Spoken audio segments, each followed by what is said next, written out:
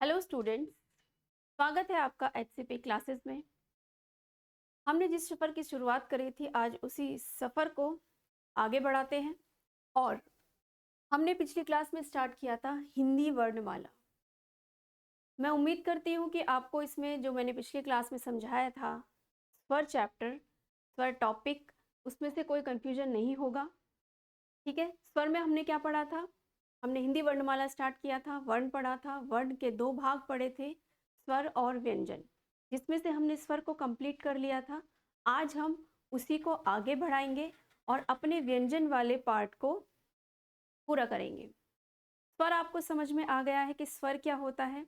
जो स्वतंत्र होते हैं, जो किसी की सहायता से नहीं बोले जाते, उन्हें स्वर कहा जाता है। ठीक है, और अब हम व्यंजन को आगे बढ़ाएंगे। देखिए, व्यंजन क्या होता है? व्यंजन की बात करते हैं। व्यंजन वो वर्ण होते हैं जो अन्य स्वरों की सहायता से बोले जाते हैं। वो स्वतंत्र नहीं होते, किसी अपने यूज के लिए वो किसी दूसरे पर डिपेंडेंट होते हैं।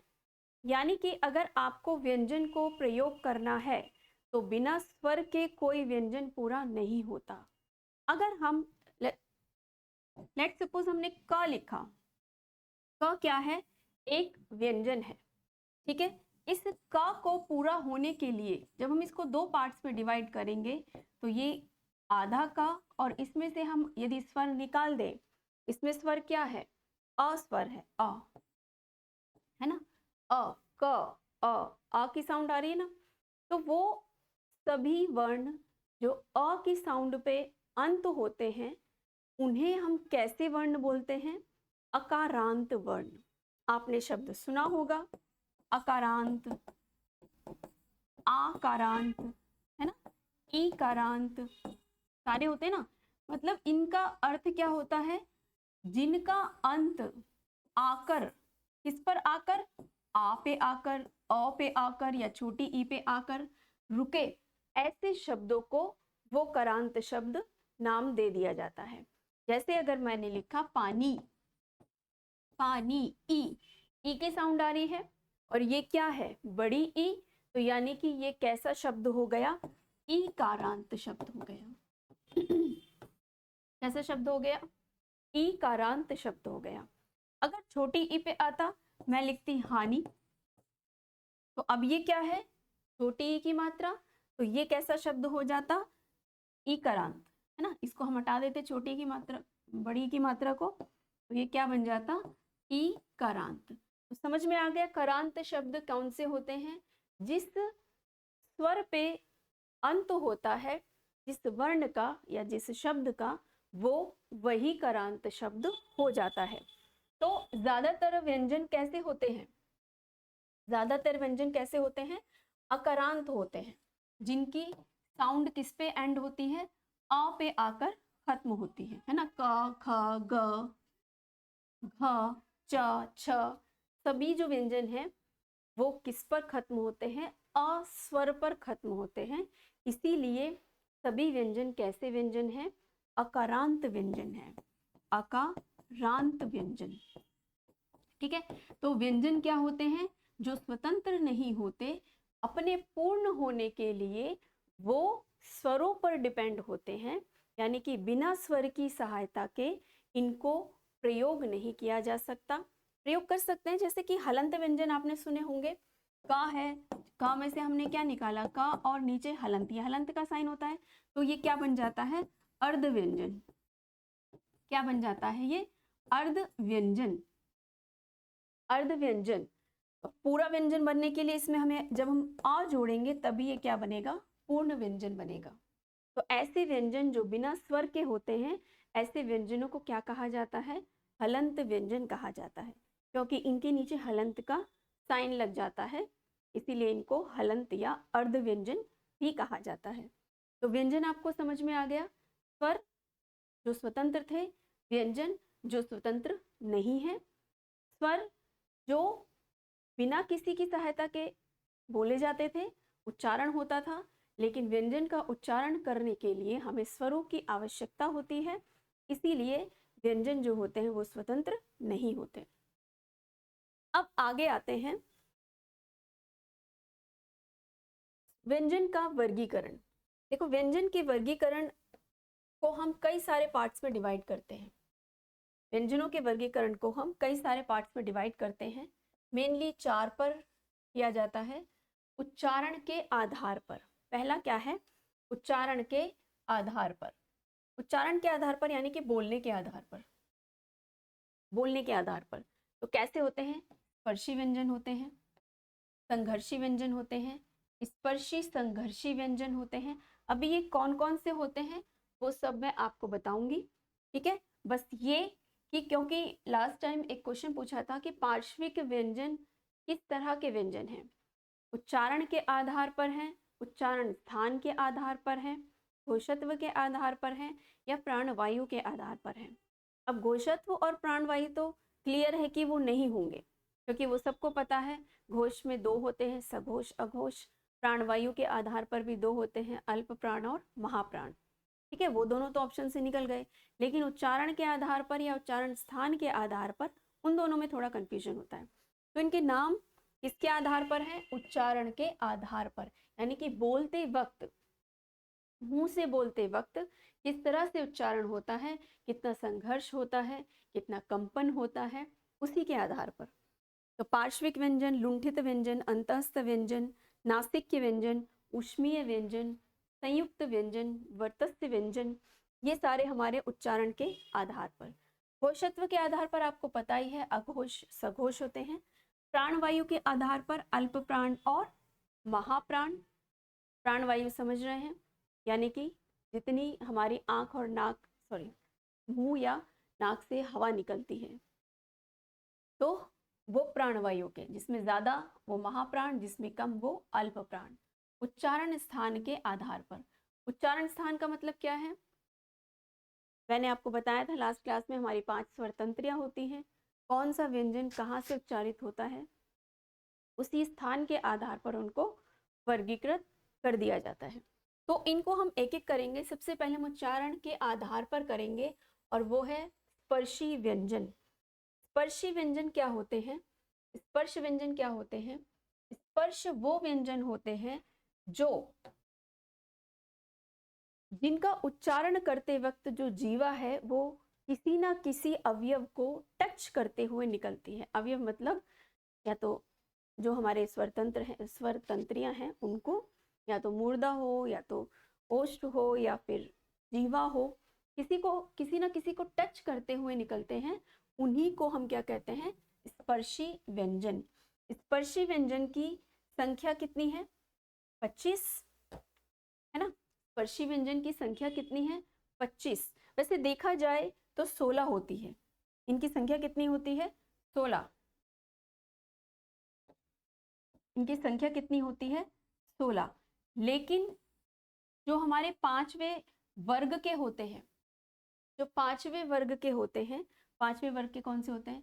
जैसे हमारे 5 वर्ग होते हैं ना, कचट तप, का वर्ग, च वर्ग, ट वर्ग, ता वर्ग और पा वर्ग। अब इसमें जो लास्ट होते हैं ये वाले अणा, ना और मा, इनको पंचमाक्षर नासिक्य व्यंजन कहा जाता है। तो जो प्योर स्पर्शी व्यंजन होते हैं वो इस 16 ही होते हैं, ये वाले। अब क्योंकि इन 5 को भी काउंट कर लिया जाता है, 5 हमारे वर्ग हैं, तो इस तरह से इनकी संख्या कितनी हो जाती है? 25। एग्जाम में आपको 25 ही लिखना है, क्योंकि वो ऑप्शन में 25 ही देता है। सपोज अगर उन्होंने 25 नहीं दिया है और ये 16, 17, 18 इस तरीके से दिया है, तो ऑब्वियसली आप किसके साथ जाओगे? 16 के साथ जाओगे। तो स्पर्शी व्यंजन क्या होते हैं? जो जीवा किसी ना किसी अवयव को टच करते हुए निकले, ऐसे व्यंजनों को स्पर्शी व्यंजन कहा जाता है। व्यंजनों की संख्या सभी को पता है वैसे तो, कितनी होती है? 33। व्यंजनों की संख्या कितनी होती है? 33, ठीक है। व्यंजनों की संख्या 33, जिसमें से 25 जो होते हैं वो क्या होते हैं? स्पर्शी व्यंजन। आपको संख्या याद रखनी है। डेफिनेशन कभी नहीं पूछता कि जीवा जिन अवयवों को टच करते हुए निकलती है, किसी ना किसी अवयव को टच करते हुए निकले, तो ऐसे व्यंजनों को क्या कहते हैं, ठीक है। बहुत ही कम, मतलब नामात्र के चांसेस हैं कि वो पूछे। ठीक, तो आपको सिर्फ इनकी संख्या याद रखनी है, कितने स्पर्शी होते हैं, कितने अंतस्थ होते हैं, कितने स्पर्शी संघर्षी होते हैं, इन सब की संख्या आपको रटनी है और ये आराम से हो जाता है, कोई बड़ी बात नहीं है। क्लियर। नेक्स्ट है हमारा स्पर्शी के बाद संघर्षी व्यंजन। संघर्षी व्यंजन का मतलब ये है कि जिसमें जो हमारी प्राणवायु है वो संघर्ष करते हुए निकले, थोड़ा सा जोर से, मतलब जोर पड़ रहा हो, जैसे कोई काम करते हैं ना, हमें जोर पड़ता है कि अरे हम ये काम क्यों कर रहे हैं, तो जब जोर पड़ते हुए कोई संघर्ष करते हुए जीवा से कोई ध्वनि निकलती है तो ऐसे व्यंजनों को हम क्या कहते हैं, संघर्षी व्यंजन। संघर्षी व्यंजनों की संख्या कितनी होती है, 4। कितनी संख्या होती है, 4। संघर्षी, संघर्ष करते हुए निकल रहे हैं, कौन कौन से, श स स ह, स श स ह, इनको हम और क्या कहते हैं, संघर्षी व्यंजन को ऊष्मीय व्यंजन। ऊष्मीय व्यंजन है ना, क्योंकि जब हम ऊष्मा यानी कि गर्म, तो जब मुख से गर्म वायु निकलती है, ऐसे व्यंजनों के क्या कहा जाता है, ऊष्मीय व्यंजन या संघर्षी व्यंजन। इनकी संख्या 4, श श स ह। उच्चारण दोनों का सेम ही है, इस श का भी और इस श का भी, है ना, ये श शलजम है, ये श षटकोण है। ये इसमें मेन है कि अरबी फारसी भाषा से आई हुई ध्वनियां जो है क ख ग ज और फ, ये सबको पता होते हैं कि ऊष्मीय व्यंजन कौन से होते हैं, संघर्षी व्यंजन कौन से होते हैं। आपको जो ध्यान रखना है वो इन आगत व्यंजनों का ध्यान रखना है, ज फ क ख ग, ये 5 जो हमारे हैं, ठीक है, अरबी फारसी भाषा से आए हुए हैं, तो इसलिए इनको क्या कहा जाता है, आगत व्यंजन। आगत मतलब जो बाहर से आया हुआ हो, ठीक है। इनके अलावा ये भी क्या है, हमारे संघर्षी व्यंजन। क्लियर है। संघर्षी व्यंजन क्या होते हैं, जब वायु संघर्ष करते हुए निकले, ऐसे व्यंजनों को संघर्षी व्यंजन कहा जाता है। नेक्स्ट है स्पर्श संघर्षी व्यंजन। स्पर्श संघर्षी व्यंजन का मतलब ये है कि जब हमारी जो जीवा है वो संघर्ष करते हुए भी निकले और हमारे जो अवयव है किसी न किसी अवयव को टच करते हुए भी निकले, ऐसे व्यंजनों को स्पर्शी संघर्षी व्यंजन कहा जाता है। तो इनकी संख्या भी क्या है, 4 ही है, च छ ज ह झ, इनकी संख्या भी क्या है, 4 है, ठीक है। संख्या क्या है, 4। च वर्ग के प्रथम 4 व्यंजन, च वर्ग के प्रथम 4 व्यंजनों को क्या कहा जाता है, स्पर्शी संघर्षी व्यंजन, अर्थात च छ ज झ। च चम्मच, छ छाछ, ज जहाज और झ झंडा, ये 4 हमारे क्या हैं, स्पर्शी संघर्षी व्यंजन। संख्या के साथ साथ आपको इन व्यंजनों के नाम भी याद रखने हैं, क्योंकि एग्जाम में कई बार नाम पूछ लेता है, कई बार संख्या पूछ लेता है, ठीक है। तो ये था हमारा स्पर्शी संघर्षी व्यंजन। नेक्स्ट है हमारा नासिक्य व्यंजन। नासिक्य व्यंजन जो नाक से बोले जाते हैं, जिसमें नाक से ध्वनि निकलती है, ध्वनि निकलती तो मुंह से ही है, बट है ना, नाक से ज्यादा आ करके ऐसे आवाज आती है, ठीक है। कौन सा सिंगर है जो वो नाक से गाते हैं, याद नाम नहीं आ रहा है। तो इसका मतलब उनकी जो प्राण वायु है, जो वायु निकल रही है, वो ज्यादा किससे निकल रही है, नाक से निकल रही है। तो ऐसे इसीलिए ऐसे व्यंजनों को नासिक्य व्यंजन कहा जाता है, या क्या कहा जाता है, अनुनासिक व्यंजन, या क्या कहा जाता है, अनुनासिक व्यंजन, ठीक है। हमने स्वरों में पढ़ा था अनुनासिक, निर अनुनासिक, याद है। तो इनको नासिक्य व्यंजन कहो या अनुनासिक व्यंजन कहो। तो जो बाद के 5वें जो वर्ग के हैं हमारे, 3 अणा, अया, या, न और म, ये जो 5 है हमारे, इनको हम क्या कहते हैं, नासिक्य व्यंजन, ठीक है। संख्या प्रत्येक वर्ग का 5वां वर्ण, प्रत्येक वर्ग का 5वां वर्ण, वर्ग कौन से, क च ट त प, कचट तप, ऐसे याद करते हैं। तो प्रत्येक वर्ग का 5वां वर्ण क्या है, नासिक्य है। इनको और क्या कहा जाता है, पंचमाक्षर। क्या कहा जाता है, पंचमाक्षर भी कहा जाता है। कोई भी नाम वो दे सकता है कि ऐसे व्यंजनों को किस नाम से पुकारा जाता है। क्लियर है?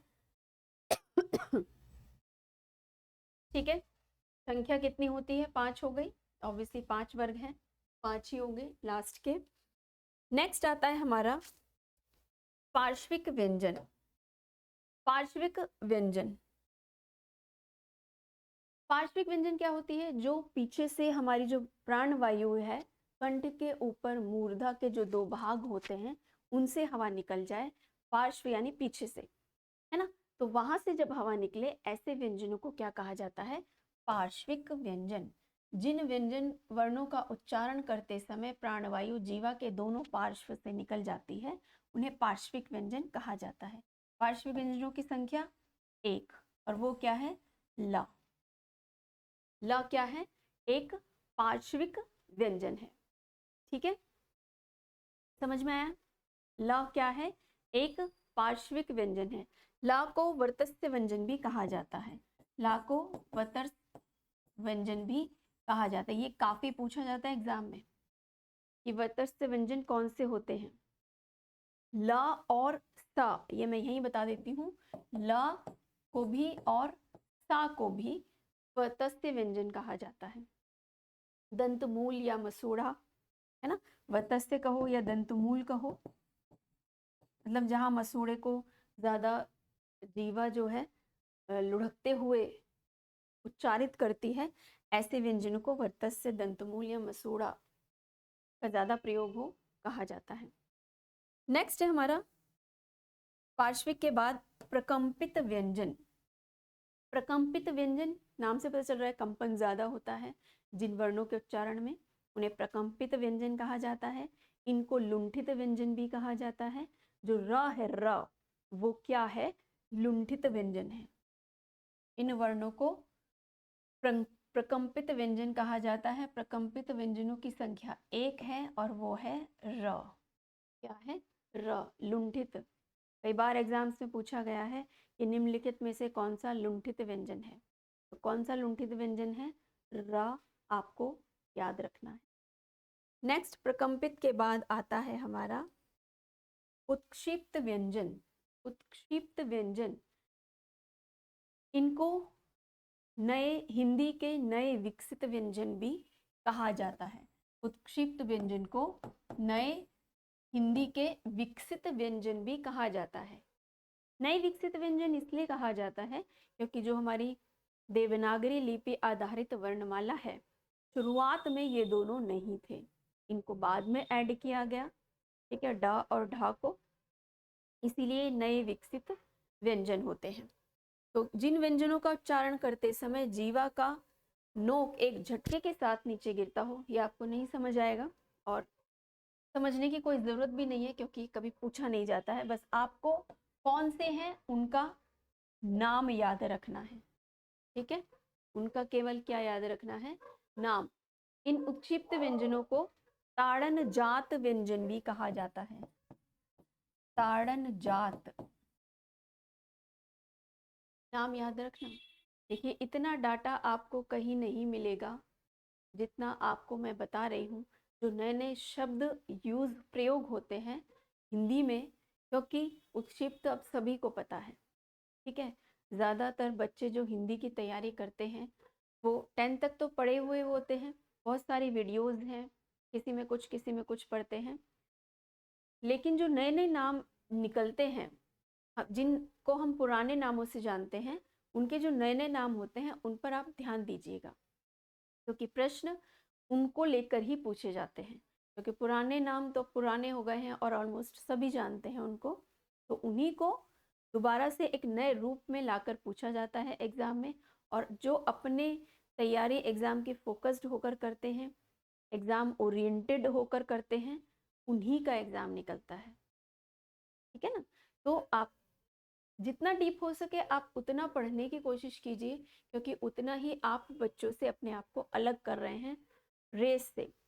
आपके आने के उतने ही चांसेस ज़्यादा हो जाते हैं, क्योंकि आप थोड़ा सा डीप और हटके पढ़ रहे हैं। ठीक है, एक्सटेंसिव अप्रोच होनी चाहिए आपकी, ये नहीं कि आसान आसान पढ़ो।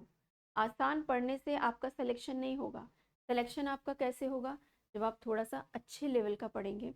एग्जाम्स क्योंकि अच्छे लेवल के पूछे जाते हैं, एग्जाम में जो क्वेश्चंस आते हैं वो अच्छे लेवल के आते हैं। तो बेटर है कि आप थोड़ा सा एक्सटेंसिव मोड में पढ़ो, थोड़ा सा डीप पढ़ो। ठीक है, जो जो क्वेश्चंस आने के चांसेस है वो मैं आपको बता देती हूँ कि इसके आने के चांसेस हैं। तो इसको उत्क्षिप्त व्यंजनों को ताड़न जात व्यंजन भी कहा जाता है। एक नाम और है द्विस्पृष्ट व्यंजन। द्विस्पृष्ट व्यंजन भी क्या है? उत्क्षिप्त व्यंजन। क्लियर?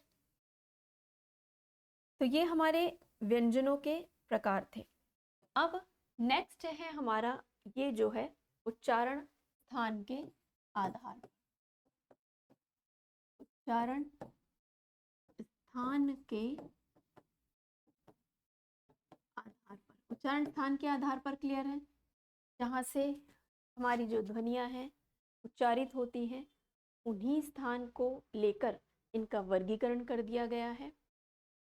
ठीक है, जो जहाँ से वर्ण उच्चारित होता है उसको उसी वर्ग में डाल दिया है।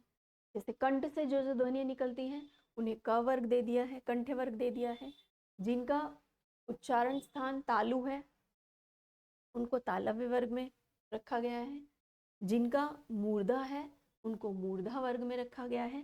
तो कौन कौन से होते हैं? का खा गा गा का वर्ग पूरा जो है ये क्या है? कंठ है। आपको ये याद रखने पड़ेंगे। कंठ तालु सीक्वेंस भी याद रख सकते हो। कचट तब सबको याद ही होता है।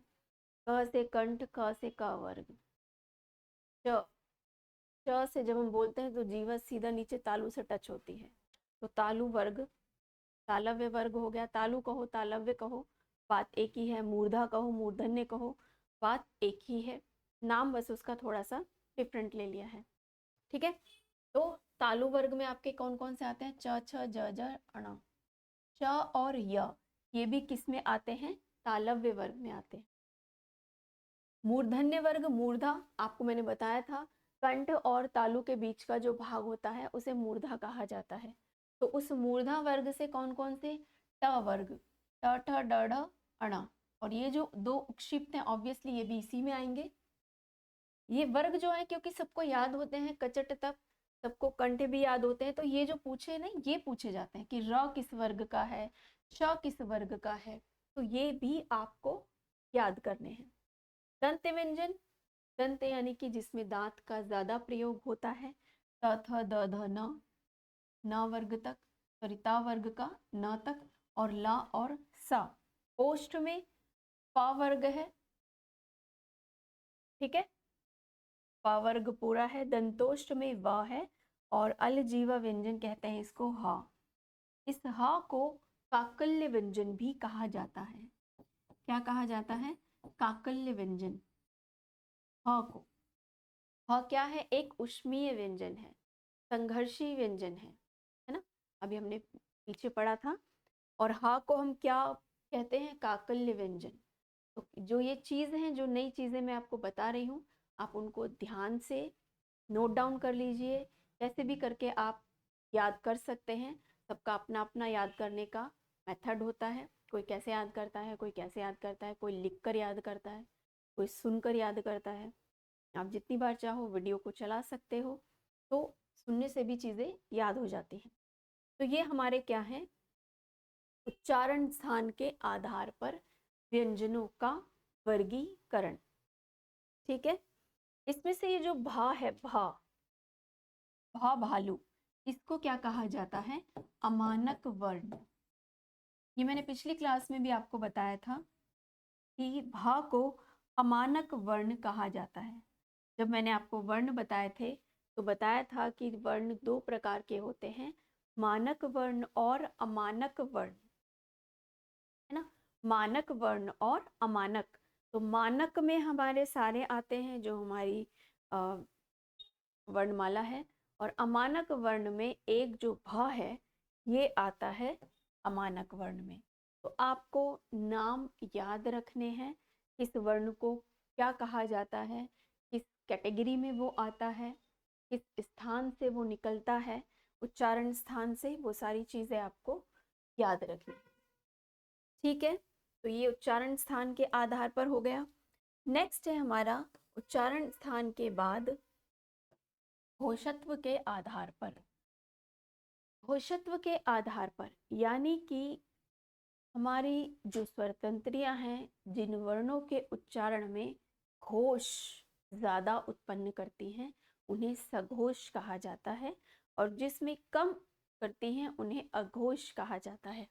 तो सघोष में कौन से आते हैं? हिंदी वर्णमाला के प्रत्येक वर्ग के अंतिम 3 व्यंजन, यानी कि 345 आपको याद रखना है। तीसरा, चौथा, पांचवा वर्ण, प्रत्येक वर्ग का तीसरा, चौथा, पांचवा वर्ण, यानी कि क वर्ग में जैसे क, ख, ग, घ और अना खाली, तो तीसरा, चौथा, पांचवा वर्ण क्या हो गया हमारा? ये कौन से वर्ग हो गए? मतलब क वर्ग का ये पहला वर्ण है, ये पहला वर्ण है और ये दूसरा वर्ण है।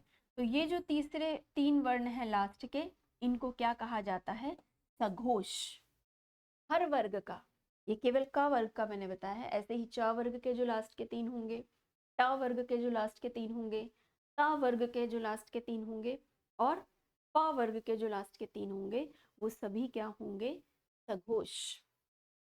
ठीक है, इनके अलावा य, र, ल, व, ह, ये भी क्या है? सघोष। ये भी कैसे व्यंजन है? सघोष व्यंजन। य, र, ल, व, ह। य, र, ल, व क्या है? अंतस्थ व्यंजन है ना, अंतस्थ व्यंजन है य, र, ल, व। तो इनकी संज्ञा सघोष वर्णों की संख्या कितनी होती है? 31। संख्या आपको याद रखनी है, मैं पहले से बताती आ रही हूँ आपको। और आगे क्या था? अघोष। अघोष क्या होता है? जिनमें घोष कम निकलता है, कंपन कम होता है, ऐसे लोगों को व्यंजनों को अघोष व्यंजन कहा जाता है। तो अघोष प्रत्येक हिंदी वर्णमाला में प्रत्येक वर्ग का पहला और दूसरा, लास्ट के 3 सघोष हो गए और पहले 2 अघोष हो गए। इनके अलावा च, श, स अघोष है, ह जो था वो सघोष है। ठीक है, और ये जो 3 है ये क्या है? अघोष। इनकी संख्या कितनी है? 13। इनकी संख्या कितनी है? 13। नेक्स्ट है हमारा प्राणत्व के आधार पर या प्राणवायु के आधार पर। तो ये 2 होते हैं, अल्प प्राण और महाप्राण। 2 कौन कौन से? अल्प प्राण और महाप्राण। तो अल्प प्राण जिसमें कम निकले प्राणवायु, और महाप्राण जिसमें ज्यादा वायु निकले। प्राणवायु निकल जाएगी तो इंसानी तो हो जाएगा, है ना। तो प्राणवायु का मतलब है कि हवा मुख से कितनी निकल रही है, उसके आधार पर। ठीक, प्राण नहीं निकलने हैं तो उनको हम क्या कहते हैं? अल्प प्राण या महाप्राण। 2 वर्गों में विभाजित करते हैं। तो अल्प प्राण क्या है? 135 आपको याद रखना है, ये अल्प प्राण होता है। यानी कि प्रत्येक वर्ग का पहला, तीसरा और पांचवा वर्ण जो होता है वो क्या होता है? अल्प प्राण। और महाप्राण कौन सा हो गया? दूसरा और चौथा। हर वर्ग का दूसरा या चौथा जो वर्ण होगा वो क्या होगा? महाप्राण। अब अगर मैं ये कहूं कि जो प है वो अल्प प्राण है कि महाप्राण है? अब प वर्ग का पहला वर्ण है ना, पहला वर्ण है, तो यानी कि ये क्या हो गया? अल्प प्राण। प अगर मैं पूछती प, फ, ब, भ, म, हाँ, या भा में पूछती तो भा क्या है? चौथा वर्ण है प वर्ग का, तो ये क्या हो गया? महाप्राण। दूसरा और चौथा महाप्राण होते हैं और पहला, तीसरा और पांचवा अल्प प्राण होते हैं। तो ये क्या थे? प्राण वायु के आधार पर या प्राणत्व के आधार पर। व्यंजन आपको समझ में आए? व्यंजन हमने 4 तरह के, 4 आधारों पर इनको डिवाइड किया। उच्चारण के आधार पर, उच्चारण स्थान के आधार पर, घोषत्व के आधार पर और प्राणवायु के आधार पर। प्राणवायु के आधार पर हमने 2 पढ़े, अल्प प्राण और महाप्राण। अल्प प्राण 135, महाप्राण 2 और 4। घोष की बात करें तो सघोष हमारे क्या हैं, लास्ट के जो 3 हैं, 3 4 5 सघोष होते हैं, पहला दूसरा अघोष होते हैं। ठीक है। उच्चारण स्थान के आधार पर कंठ 5 तो वही वर्ग हो गए, कंठ तालु मूर्धा दंत ओष्ठ। कंठ प्लस तालु होता है, कंठ प्लस मूर्धा होता है, वो भी उच्चारण स्थान के आधार पर होते हैं। उच्चारण के आधार पर हमने क्या क्या पढ़े, स्पर्शी व्यंजन, संघर्षी व्यंजन, स्पर्श संघर्षी व्यंजन, नासिक्य व्यंजन। ठीक है, वो सारे जो हमने पढ़े थे। तो इसमें हमने व्यंजनों का पूरा क्लियर कर लिया है। ठीक है, व्यंजनों का हमने पूरा क्लियर कर लिया है। अब हम क्या करके देखते हैं, इसके क्वेश्चंस करके देखते हैं, ताकि हमारा जो वर्णमाला वाला जो चैप्टर है, वर्णमाला वाला जो चैप्टर है वो क्लियर हो जाए। तो आज की क्लास और प्लस पहले की क्लास के आधार पर अगर मैं आपसे ये पूछूं कि कमल मैंने लिखा, इस कमल में कितने वर्ण हैं? इस कमल में आपको कोई भी ये प्रश्न आया हुआ है, एक शब्द दे दिया है, उसमें पूछा है कि वर्णों की संख्या और अक्षरों की संख्या कितनी है। तो जब हम कमल शब्द है सपोज, तो इसमें कितने अक्षर हैं? का है, माँ है और ला है। कितने अक्षर हैं? 3। लेकिन जब हम वर्णों की बात करते हैं तो वर्ण कितने हैं? वर्ण कितने हैं इसमें? का में कितने हैं? 2, का धन आ, है ना। माँ में कितने हैं? माँ ये हलंत और आ। ला में कितने हैं? ला हलंत और आ। तो कितने हो गए? 1 2 3 4 5 6, 2 2 हो गए सब में। तो कितने वर्ण हुए? 6। तो इसमें कितने वर्ण हैं? 6 वर्ण हैं और 3 अक्षर हैं। अगर ये कमला होता, अगर ये कमला होता तो कितने वर्ण होते? तो भी इसमें कितने होते? 6 ही वर्ण होते। कमला अगर होता तो भी इसमें कितने वर्ण होते? 6 ही वर्ण होते। ये क्या आ जाता? आ। अब आप इसमें ये मत लगा देना कि आ तो भाई 2 में है, आ और अ में, तो इन दोनों को हम एक एक ले लें। नहीं ना, आ जो है बड़े आ से आम, ये अलग स्वर है, इसकी हम मात्रा का प्रयोग करते हैं। ठीक है, तो हमें उसे बाइफरकेट नहीं करना है, जो पूरा स्वर है उसी को लेना है। तो भी इसमें कितने हैं? 6 ही वर्ण निकलेंगे। ठीक है, कामला हो तो इसमें कितने अक्षर हैं? 3 ही अक्षर हैं और 6 वर्ण हैं। क्लियर है? तो ये अक्षर और वर्ण कैसे निकालते हैं वो समझ में आ गया। ठीक है, किसी में कोई दिक्कत तो नहीं है आपको? देखिए, आपका कोई कमेंट नहीं आया, इसका मतलब सारे ही आप क्या हैं? समझदार हैं। सारे ही आप क्या हैं? समझदार हैं। समझदार हैं, बहुत अच्छी बात है, चीज़ों को समझ रहे हैं तो बहुत ही आपके लिए बहुत अच्छा है। ठीक, क्योंकि हिंदी कोई इतना टफ सब्जेक्ट नहीं है, बहुत इजी है। अगर ध्यान से आप थोड़ा सा भी पढ़ेंगे तो एग्ज़ाम क्लियर ही समझो। 2024 में आपकी जॉब पक्की है। क्लियर? तो मैं क्वेश्चंस की बात कर रही थी। पहला क्वेश्चन देखिए, भाषा की सबसे छोटी इकाई। तो भाषा की सबसे छोटी इकाई क्या होती है? वर्ण या ध्वनि। अब इसमें ये नहीं पूछा है कि उच्चारण के आधार पर या लिखने के आधार पर, है ना, ये नहीं पूछा ना, तो हमारी सिंपल क्या होगी? वर्ण। क्लियर? नेक्स्ट है, वर्णमाला किसे कहते हैं? शब्द के समूह को, वर्णों के संकलन को, शब्द गणना को, या वर्णों के व्यवस्थित समूह को? मैंने आपको डेफिनेशन बताई थी कि वर्णमाला क्या है? वर्णों का व्यवस्थित समूह ही क्या है? वर्णमाला है। नेक्स्ट क्वेश्चन है, निम्न में से कंठ ध्वनि कौन सी है? कंठ यानी कि जो कंठ से निकलती है। तो जो पहला वर्ग है क वर्ग, वही हमारा क्या है? कंठ। और क वर्ग के कौन से हैं? क और ख, है ना। क वर्ग के कौन से हैं? क और ख। क्लियर है? नेक्स्ट क्वेश्चन है, स्थान के आधार पर मूर्धन्य व्यंजन कौन से हैं? मूर्धन्य व्यंजन क्या कौन से होते हैं? कंठ, तालु, मूर्धा। तीसरा वर्ग क्या है मूर्धा का? कंठ, तालु, मूर्धा। और तीसरा वर्ग कौन सा होता है? ट वर्ग का, है ना, कचट तप। यार ये तो रटा हुआ होता है हर बच्चे को। तो ट वर्ग के कौन से इसमें आपको दिखाई दे रहे हैं? ट, ठ, ड, ढ। तो ये उत्क्षिप्त, सॉरी उत्क्षिप्त नहीं है, तो ये दोनों हमारे क्या हो गए? ड और ढ। इनके नीचे बिंदु होता तो उत्क्षिप्त हो जाते। तो उत्क्षिप्त भी किस में आते हैं? मूर्धन्य में ही आते हैं।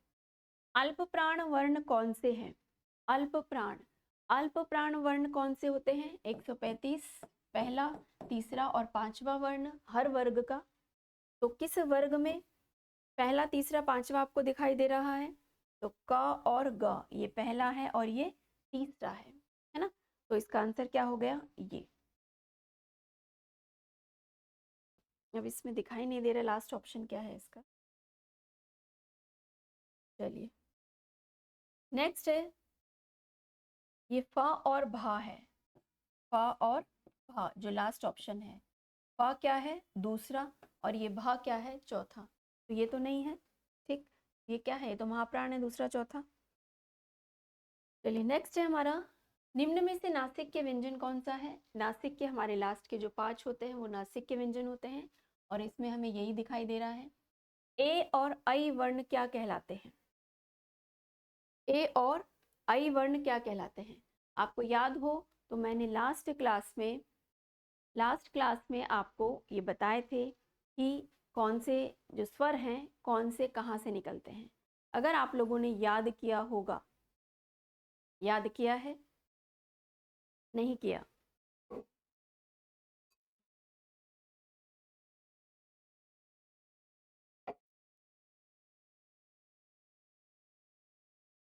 चलिए, तो ए और आई व्यंजन कौन से हैं हमारे?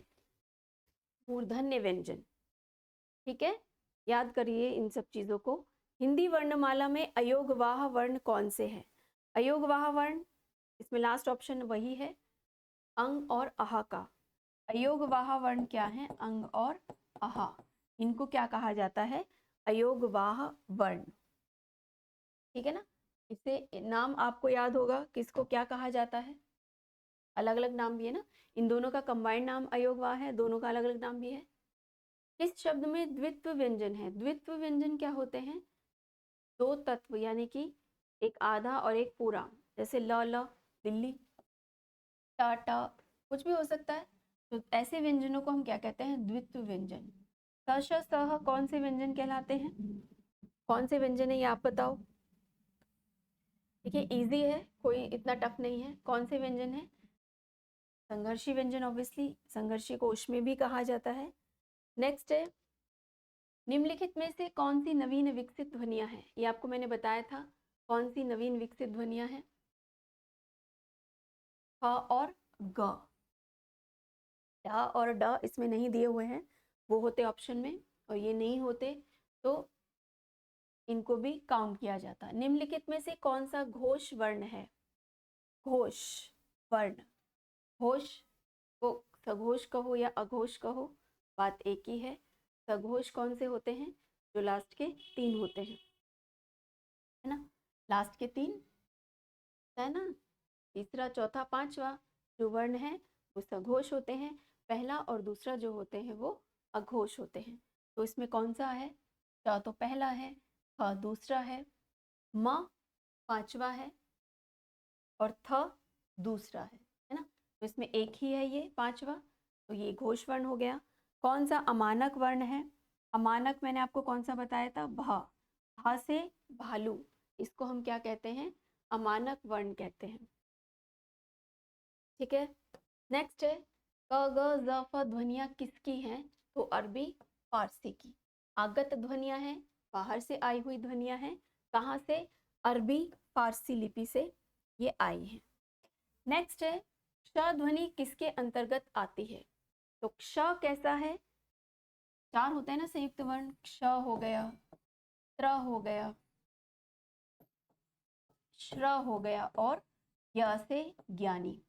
ये 4 हमारे क्या होते हैं? संयुक्त व्यंजन होते हैं, है ना। तो क्ष में ये कैसे बनता है? क और श के योग से बनता है, क और श के योग से क्ष। त्र किससे बनता है? त और र के योग से। श्र किससे बनता है? श और र के योग से। य किससे बनता है? ज और अय्या, अय्या बोलते हैं इसको, ज और अय्या के योग से। देखो य एक ऐसा वर्ण है, ऐसा संयुक्त वर्ण है जो लिखने में अलग दो अक्षरों का प्रयोग होता है और साउंड करने में यानी उच्चारण में अलग दो वर्णों का प्रयोग होता है। हम ज्ञ बोलते हैं ना, ज्ञ, तो ग और य की साउंड आ रही है, तो साउंड करने में दो अलग संयुक्त अक्षर का प्रयोग होता है वर्णों का, और लिखने के लिए दो अलग का प्रयोग होता है। ठीक है, तो संयुक्त अक्षर कौन सा है, समझ में ही आ गया, च ध्वनि। नेक्स्ट, हिंदी शब्दकोश में क्ष का वर्ण किसके बाद आता है? क वर्ग के। ज्ञ वर्ण किन वर्णों का संयोग है? ज और अय्या वर्ण का। ठीक है, लास्ट क्या है? अघोष वर्ण कौन सा है? अघोष, ये बार बार आपको अघोष, सघोष, अल्प प्राण, महाप्राण ये पूछे जाएंगे और आपको ये चीजें रटनी है, रटने में कोई वो नहीं है। 135 अल्प प्राण, 24 महाप्राण, तीसरा चौथा 345 सघोष और 12 अघोष। संख्या आपको याद रखनी है। घ का उच्चारण कहाँ से होता है? घ, मूर्धा से, है ना, घ का उच्चारण मूर्धा से। अघोष वर्ण कौन सा है? अघोष मैंने आपको बताया अभी, तीसरा चौथा पांचवा। तीसरा चौथा पांचवा वर्ण किसमें है? तीसरा चौथा पांचवा वर्ण किसमें है बताइए, आप लोग बताइए इसको। च छ ज, ज क्या है? तीसरा, और झ क्या है? चौथा। च छ ज झ अणा खाली, तो हमारा राइट आंसर क्या हो गया? ये। तो इस तरीके से इसके क्वेश्चंस आपको और भी करोगे आप तो इजी हैं, कोई ज़्यादा टफ नहीं है। ठीक है, अगर किसी में कोई दिक्कत है, कहीं पर कोई चीज़ आपको समझ नहीं आ रही है कि ये चीज़ कैसे है, ऐसे क्यों है, तो वो आप कमेंट सेक्शन में जाकर पूछ सकते हैं। ठीक है, या पूछने का, देखिए टीचर से पूछने का आपको अधिकार है। ठीक है, तो आप उस अधिकार का प्रयोग कीजिए। कहीं पर भी प्रॉब्लम आती है, दिक्कत आती है, कोई चीज़ समझ नहीं आ रही है, वो मैं आपको बार बार बोल चुकी हूँ कि आप पूछ सकते हैं कमेंट सेक्शन में जाकर। तो ये हमारा हिंदी वर्णमाला का चैप्टर था। उम्मीद करती हूँ कि आपको चीज़ें समझ में आई होंगी, कुछ चीज़ें आपको नई भी मिली होंगी, नई पता चली होंगी, जो अन्य वीडियो में शायद ना बताया हो। ठीक है, तो ये मैं आपको 100% गारंटी देती हूँ कि मेरी क्लास में, हमारे यहाँ HCP की क्लास में आपको कुछ ना कुछ नया एडिड वर्जन ज़रूर मिलेगा। पुराना नहीं, एडिड वर्जन ज़रूर मिलेगा। कोई ना कोई चीज़ आपको ऐसी ज़रूर मिलेगी जो आपने या तो पहले नहीं पढ़ी होगी या कहीं नहीं दिखी होगी। पहले पढ़ी हुई है तो बहुत अच्छी बात है, वो आपको और रिवीजन आपको उसका मिल जाएगा। ठीक है, कोई अगर आपको प्रश्न पूछना है तो आप पूछ सकते हैं कमेंट सेक्शन में जाकर, कोई प्रॉब्लम नहीं है। ठीक है, तो धन्यवाद आज की कक्षा के लिए, मेरा इस सफ़र में साथ देने के लिए। आगे का सफ़र हम नए चैप्टर के साथ शुरू करेंगे। ठीक है, और उम्मीद करती हूँ मैं आप लोगों से कि आप उस सफ़र पर ही मेरा इसी तरह साथ देंगे जिस तरह कैसे तरीके से इन 2 वीडियोज़ में आपने साथ दिया है। बहुत बहुत धन्यवाद आपका। तो नेक्स्ट क्लास में मिलते हैं। Thank you.